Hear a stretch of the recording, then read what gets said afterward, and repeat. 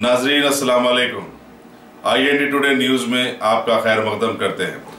आइए देखते हैं ये तफसीलात। समाजवादी पार्टी के सदर और साबिक चीफ मिनिस्टर अखिलेश यादव ने आज यहां प्रगति भवन में तेलंगाना के चीफ मिनिस्टर के चंद्रशेखर राव के साथ लंच पर तीसरे महाज के क़याम के बारे में तबादला ख्याल किया। चंद्रशेखर राव 2019 के इंतखाबात से कबल इलाकाई जमातों पर मुश्तमिल कौमी महाज की तश्कील के कहा है, जो कि बीजेपी और कांग्रेस का मुद्दा बातिल होगा। चीफ मिनिस्टर का एहसास था कि इलाकाई जमातें अपनी ताकत के बलबूते पर मरकज के आमराना रवैये और रियासतों के साथ नाइंसाफी के खिलाफ अपनी एक आवाज बन सकते हैं। यहाँ ये बताना जरूरी है कि चीफ मिनिस्टर ने तीसरे महाज के लिए अपनी कोशिशों में तेजी पैदा कर दी है। वो आइंदा हफ्ते उड़ीसा के चीफ मिनिस्टर और बीजू जनता दल के सदर नवीन पटनायक से भी मुलाकात का इरादा रखते हैं और वो भुवनेश्वर जाने की तैयारी कर रहे हैं। गुज़िश्ता इज्तिमा के दौरान उन्होंने मगरबी बंगाल की चीफ मिनिस्टर ममता बनर्जी, साबिक वज़ीर आज़म देवे गौड़ा और जनता दल सेकुलर के सदर कुमार स्वामी, साबिक चीफ मिनिस्टर तमिलनाडु करुणानिधि, साबिक चीफ मिनिस्टर झारखंड हेमंत सोरेन और छत्तीसगढ़ के साबिक चीफ मिनिस्टर अजीत जोगी से तीसरे महाज के सिलसिले में बातचीत कर चुके हैं। समझा जाता है कि चीफ मिनिस्टर चंद्रशेखर राव